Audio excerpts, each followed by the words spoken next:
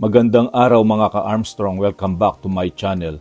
Nga pala, nandito sa Milan ang Cinema One Documentary Team at magsasagawa ng documentation. At kung gusto nyong malaman ang buhay-buhay dito sa Milan, Italy, sabay-sabay nating panoorin at pakinggan ang mga kwento ng buhay ng bawat isang napiling OFW para magpahayag ng kani-kanilang buhay dito sa Milan, Italy. Pero bago natin umpisahan ang panayam, bigyan mo muna ng isang pindot ang subscribe button at hit ang notification bell para updated ka sa lahat ng video. Like, share, and comment ka na rin kung nagustuhan mo ang video. Ito ang part 1 ng panayam at uumpisahan na natin ang panonood pagkatapos ng intro.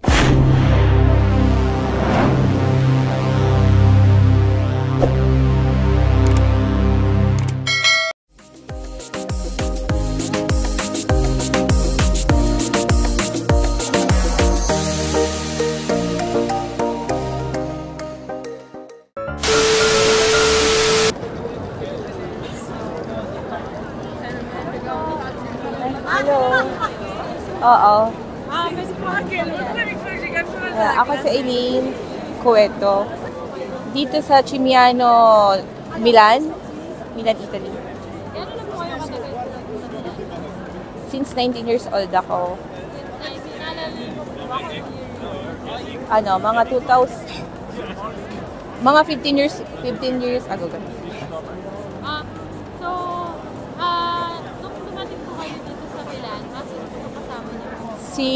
Sila mama, si daddy. Sila po ba yung parang encourage po sa inyo?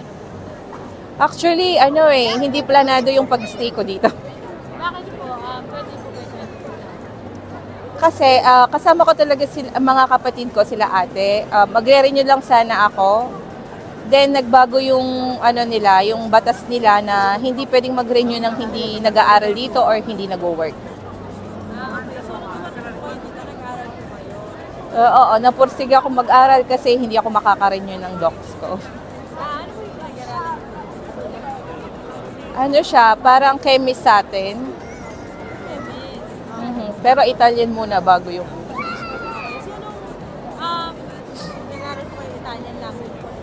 Kamusta naman po yung pag-aaral nyo?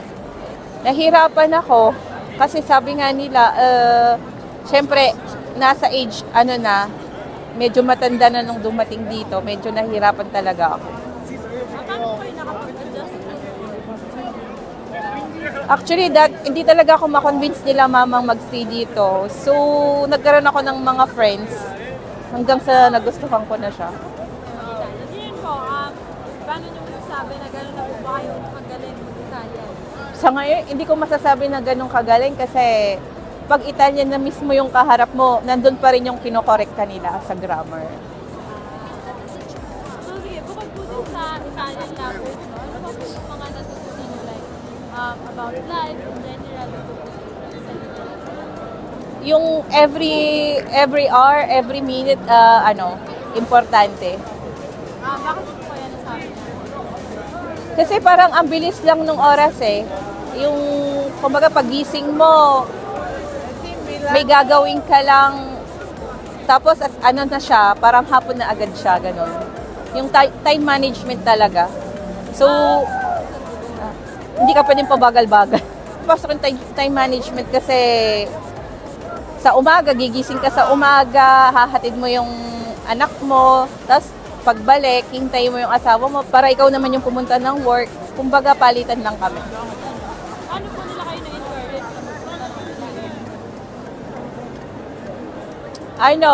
Sa una, ang ginawa nila mama, sinama ako ni mama kung saan-saan. Pinamit ako ng mga some friends para hindi ako mainip. Ipinasok ako sa school. Mga team leader na papuntang Dapat hindi sila nagdadalawang isip. Dapat bago sila mag-decide na pumunta dito, dapat decided talaga sila ng 100%.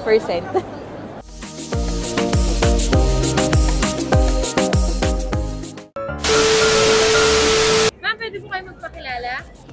Ako po si Telma Pangilinan Manalili. Taga saan po kayo sa Pinas? Taga, ano, tubo kami nga palit, pero mister ko taga San Luis. Doon kami naka-resident. Okay po. Ngayon po, dito sa, taga saan? Saan po kayo nag-base dito? Dito sa, linya, sa Verde na Metro, Via Palmanova o Tantanove. Okay po. Ma'am, tanong ko lang, paano niyo po minahal po yan? Ay, maraming kasi nung pumunta ako dito, pangarap ko sa mga anak ko, 5 taon pa lang yung bunso ko. At least ngayon, nakapwesto na lang. Kaya hindi ko makalimutan ng Milan. 5 years old lang yung bunso ko iniwan para sa kanila din. So nauna po kayo nagpunta po dito. Ano ko si sir? Petition kami, na sinerid ako dito. Okay, petition po kayo. Oo. So gano'n na po kayo katagal dito sa Milan? 1993. Oo. Tagal na po. Ang tagal na po. So, ano po yung mga na-realize ko po nung nagpunta na kayo ng Milan?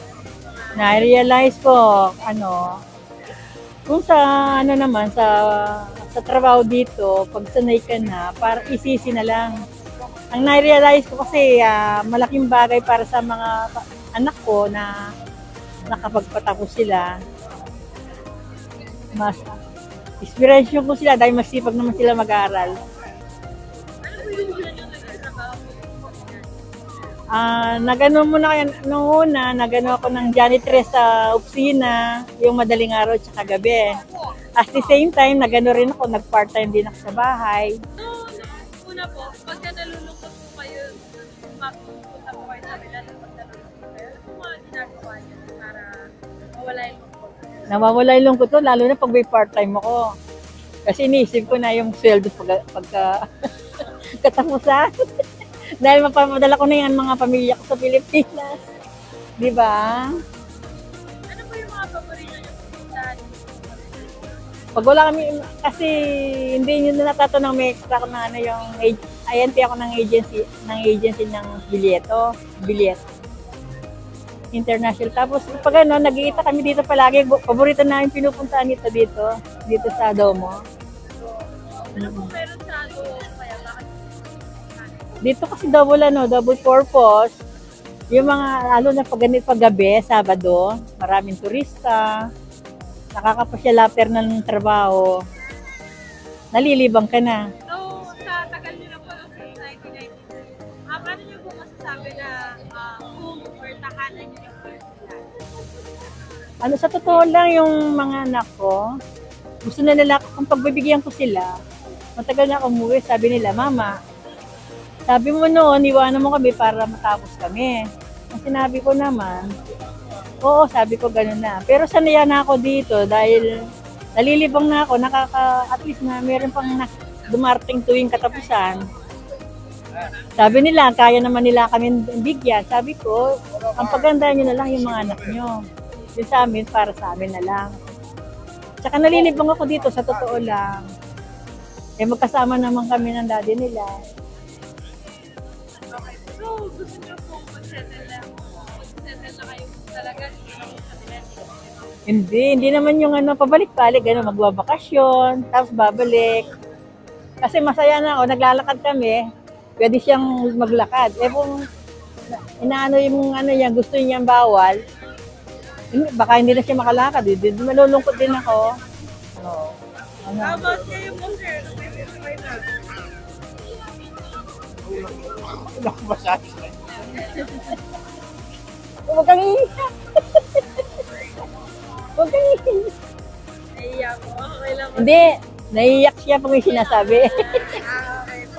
Gano'n po kayo katagal ni sir po? Gano'n na po kayo matagal? Ang married namin, sa May 4 next year, 45 years. 45 years. Okay, so, sige po, sorry po, dagdag question lang. Paano po nakatulong yung Milan sa pagmamahal? Ang naman, nung naman kami, hindi naman yung may trabaho kami. Siyempre, inaano rin namin yung sarili namin. Minsan may pasyal kami, gano'n. Kailangan i-maintain yung ng mag-asawa. Okay. Ma'am, marunong na kayo mag-Italian, no? I think sobrang tagal nyo na po dito. Hindi naman fluent, pero nakakaintindi naman. Pwede nyo po bang sir sa Italia na ang gwapo niya? Bellissimo. Bellissimo. Say bellissimo. Pwede niyo po sabihin kay ma'am na ang ganda niya sa Italia. Wow, ang ganda. Oh, Italiano. Bellissima. Bellissimo. Pwede niyo po sabihin sabay kung paano I love you sa Italia. Ti amo. Thank you po.